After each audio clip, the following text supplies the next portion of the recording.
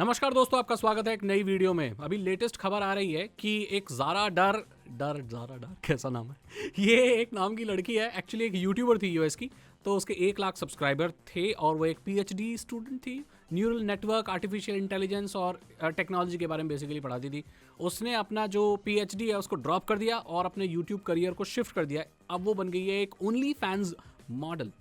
तो ये चीज़ मैं बात करने वाला हूँ। हालांकि एक किसी पर्टिकुलर एक इंसान के बारे में बात नहीं कर रहा हूँ, लेकिन एक बहुत खतरनाक चीज़ के बारे में बात कर रहा हूँ जो शायद इंडिया तक बहुत जल्दी पहुँचने वाली है और कैसे हमें इस चीज़ को लेना चाहिए। क्योंकि आप देख रहे होंगे कि वेस्ट के कोरिया के बहुत सारे ऐसे स्ट्रीमर्स हैं जो पहले तो गेमिंग स्ट्रीम करते थे, लेकिन अभी उनका जो मेन स्ट्रीम कंटेंट है दोस्तों वो ओनली फैंस एक्सक्लूसिव कुछ अलग तरह का कंटेंट वो प्रोवाइड करते हैं सब्सक्रिप्शन बेसिस पे और मिलियंस कमाते हैं।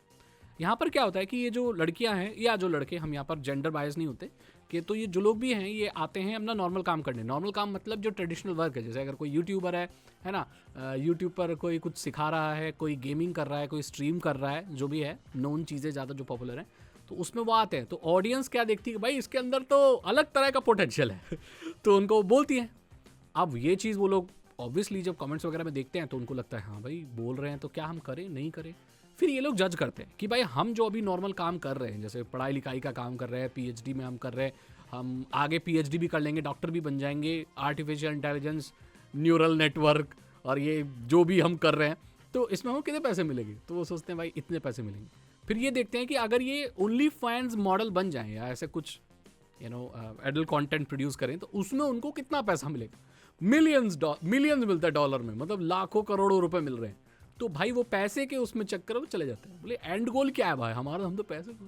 किसी का अगर किसी चीज़ में पक्का पैशन नहीं है ना तो फिर वो पैसे की तरफ भाग जाता है। और ये ठीक भी है भाई, उनको फाइनेंशियल चाहिए क्योंकि वहाँ पर बहुत महंगी चीज़ें हैं। अमेरिका में आप देखो एक वो गोभी है ना छोटी सी 450 की मिलती है, कमाई भी उसी हिसाब से उनकी। तो कमाई अगर इंडिया के हिसाब से आप कर रहे हो और खर्चा अमेरिका के हिसाब से कर रहे हो तो भैया कहाँ जाओगे आप। उनके खर्चे बहुत ज़्यादा है। इस चीज़ को देखते हुए अपना ना पूरा प्रोफेशन चेंज कर देते हैं और उसमें आ जाते हैं। इंडिया में भी आप देखोगे ऐसे बहुत सारे स्ट्रीमर्स हैं, मैं किसी एक का नाम नहीं लूँगा, फीमेल स्ट्रीमर्स हैं ऐसी बहुत सारी जो गेम स्ट्रीम नहीं करती हैं अब, उसके अलावा बाकी सब कुछ करती है। मतलब ठीक है इन्फ्लुएंसर होना अच्छी बात है, बट उनके ऊपर ना टैग लगा हुआ है कि वो गेमर है, बट एक्चुअली वो मैंने उनको देखा नहीं है कि महीने महीने तक उन्होंने कभी कोई गेम स्ट्रीम किया होगा।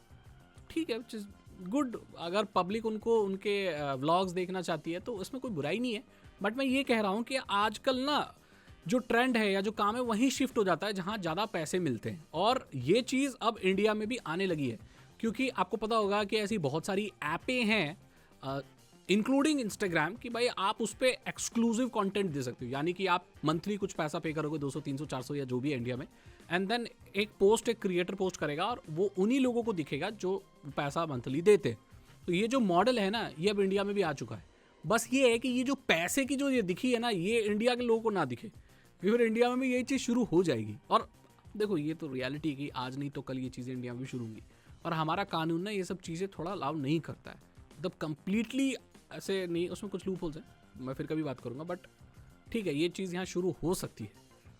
मेरी नज़र में भाई उसकी इंडिपेंडेंट चॉइस है, वो कुछ भी करे। वो अमेरिका में रहती है शायद, और अमेरिका के कानून का जो फर्स्ट अमेंडमेंट है वो अलाउ करता है एडल्ट कंटेंट को प्रोड्यूस करना, डिस्ट्रीब्यूट करना, और एक पूरी वहाँ पर इंडस्ट्री है तो उसके लिए कोई दिक्कत नहीं होने वाली है। लेकिन इंडिया में ये चीज़ आएगी तो लॉ बीच में आएगा, ज़रूर आएगा, और प्रॉब्लम भी क्रिएट कर सकता है।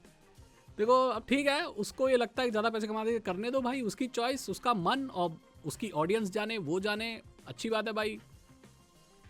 लेट हर एंजॉय उसके नया फेम या जो भी है। अब हम बात करेंगे आगे कि पीआर कैसे काम करता है और मीम की दुनिया कैसे चीज़ों को प्रमोट करती है। फिलहाल के लिए मेरी ओपिनियन है कि कैसे भाई ओनली फैन क्रिएटर बन रहे हैं आप सब। तो अगर आपको वीडियो अच्छी लगी लाइक करें, दोस्तों के साथ शेयर करें। मैं बस आपसे अगली वीडियो में। Thank you so much and